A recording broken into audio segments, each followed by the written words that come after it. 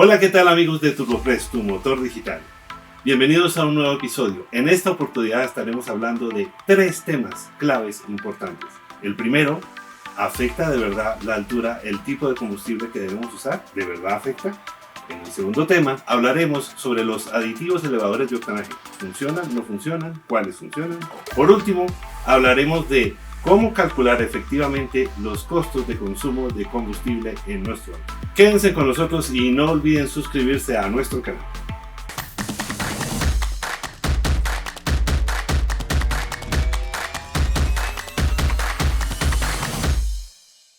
Bien, vamos con el primer tema. En el episodio pasado hablábamos qué era el octanaje y sus implicaciones, siendo la más importante evitar la detonación. Tengamos siempre presente que el octanaje adecuado es aquel que el fabricante del automóvil nos especifica o recomienda. La misma se encuentra en el manual y en la mayoría de veces está también escrito en la tapa de combustible. En ocasiones viene una recomendación ideal y una mínima, siendo esta la admisible con cierta pérdida de potencia y economía. Por regla general, si el auto es de origen europeo, estará especificado en norma RON, y si es americano o asiático, estará en norma AKI, es decir, el promedio de RON y MON. En la gasolina comercial, generalmente la diferencia de RON y MON es de 8 puntos. La diferencia en la escala RON y MON obedece a que son pruebas que se hacen en condiciones diferentes de carga, revoluciones, presión y temperatura. Por eso, un mismo combustible tiene un puntaje MON 8 puntos inferior al RON generalmente. Ejemplo, una gasolina de 95 RON será equivalente a 91 AKI y así sucesivamente. Existe la creencia de que el tipo de gasolina cambia con la altura, pero esto no es cierto. Vamos con un poquito de historia para saber de dónde viene esto. Hace muchos años, cuando los carros no eran de inyección electrónica, sino eran de carburador y distribuidor fijo, ajustable, la chispa, que era el avance de encendido, se ajustaba de acuerdo a la altura. Si estábamos a nivel del mar, se usaba el setting recomendado por el fabricante y conforme iba subiendo se avanzaba la chispa. Ello debía ser así porque hablábamos de la famosa sincronización. Pero resulta que en los años 90 explotó el desarrollo de las inyecciones computarizadas. Los computadores empezaron a hacer el cálculo y hacer las compensaciones necesarias para la altura, para sacar la máxima eficiencia del motor con la gasolina que estuviera. Vamos a ver en un computador moderno de un automóvil cómo funciona esto de la compensación automática por la altura. Síganme. Aquí lo que estamos viendo es un mapa de avance de encendido de un carro aspirado. Concretamente esto es un Golf R32, pero para los efectos cualquier carro aspirado tiene el mismo comportamiento. A nivel del mar, la chispa que va a poner es esta que estamos viendo aquí, donde estoy moviendo el mouse. La sección inferior es la zona que va a recorrer el mapa cuando hacemos una aceleración a fondo. En Bogotá vamos a ir subiendo la montaña.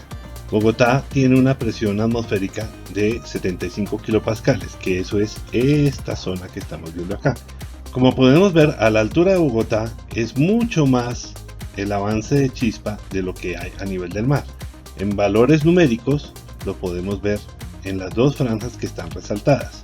Por ejemplo, para 3800 revoluciones tenemos 15 grados a nivel del mar, donde a la altura de Bogotá tendríamos 25 o 26 grados. Lo que quiere decir que el motor, el computador, se va a estar ajustando a la altura, poniendo mucho más avance y estando muy cerca de la detonación, no importa la altura, sea a nivel del mar o sea en Bogotá.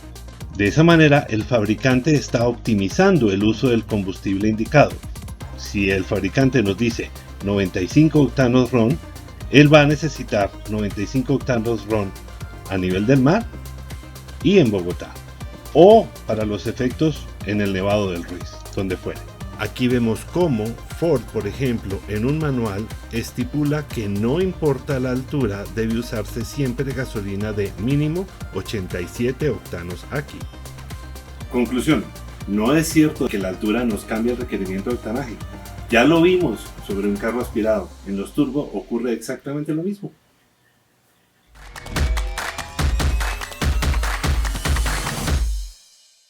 Ahora hablemos del segundo tema, los aditivos elevadores de octanaje. ¿Cómo funcionan? ¿Cuáles funcionan? ¿Qué es un aditivo elevador de octanaje? es un químico concentrado que nos promete elevar el número de octanos del combustible base. Recientemente se ha puesto muy de moda el uso de aditivos por el alto costo de la gasolina extra. La pretensión o la idea sería llegar al octanaje de la gasolina extra, pero usando la gasolina corriente como base. ¿Es posible o no? Hasta cierto punto la respuesta sería sí, pero es muy importante que nos fijemos en cuál es el aditivo que vamos a seleccionar. Hay muchos, de muchas marcas y de muchos precios. Vamos a ver que los que sirven son los que usan una tabla de aplicación general que nos diga de qué octanaje partimos y a cuál queremos llegar. Pero una cosa tenemos que entender: no vamos a poder llegar al octanaje de la extra usando la corriente más aditivo, o sí lo vamos a poder hacer, pero tendremos que poner tanto aditivo que va a salir más costoso que el galón de extra, por más que esté en 19,000 y casi llegando a 20,000 pesos. Lo que sí podemos hacer con un elevador de octanaje es acercarnos a un octanaje más alto. Si la corriente tiene 89 octanos con el alcohol, en realidad 87, pero si queremos llegar a un octanaje decente sería 91.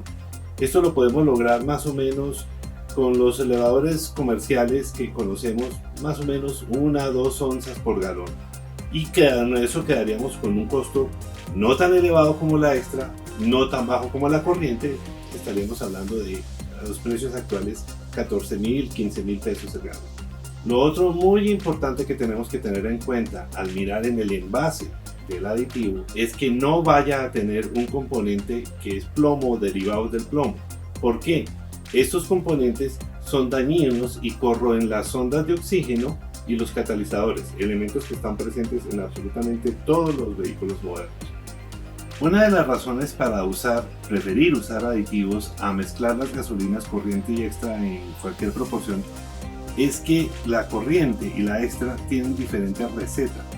Entonces, no necesariamente si las mezcláramos a 50-50, por ejemplo, el octanaje sería exactamente la mitad. Hay riesgos de que se desviara hacia alguno de los dos lados, sobre todo hacia abajo. En el sitio web de TurboPress pueden leer un interesante artículo sobre la composición de las gasolinas corriente y extra.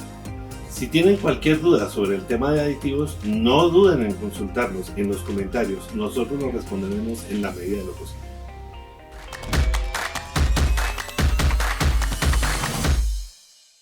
Vamos con el tercer tema: cómo medir el consumo correctamente de nuestros carros. Muchos de nosotros vivimos preocupados por optimizar el consumo de nuestros carros, y ahora, con la gran diferencia entre el precio de la gasolina extra y la corriente, se vuelve aún más relevante. ¿Qué es lo que ocurre? En Colombia usamos una extraña medida de consumo tradicionalmente, que son los kilómetros por galón. Kilómetros, galón, galón, sistema inglés. Si no medimos en millas, ni pulgadas, ni yardas, ¿por qué usamos galones? Deberíamos usar litros como el resto de Latinoamérica. De hecho, el tablero de nuestros autos eso es lo que nos sugiere. Pero entonces, en un próximo episodio, explicaremos con una herramienta avanzada que tenemos en nuestro portal cómo calcular el costo por kilómetro en pesos colombianos. Y lo vamos a poder hacer en carros de gasolina, extra, corriente, o en diésel, o a gas, o los carros eléctricos, o los híbridos enchufables, o los híbridos ligeros, todo tipo de vehículos. Lo más importante, poder calcular el costo por kilómetro y de esa manera hacer comparaciones objetivas de uno con el otro. Al final de este ejercicio se van a dar cuenta de algunas cifras impactantes. Por ejemplo, un carro con gasolina extra gasta 500 pesos por kilómetro. Un carro eléctrico y de motor grande, digamos, gasta solo 150 pesos por kilómetro. ¿Qué tal?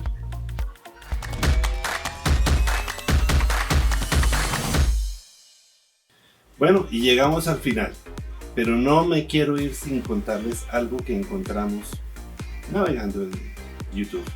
Resulta que hay un señor venezolano mecánico profesional, tiene un canal y tuvo la oportunidad de probar los dos dispositivos que mencionábamos en nuestro video anterior, el Celtex y el Octis 2, el cuestionado Octis 2.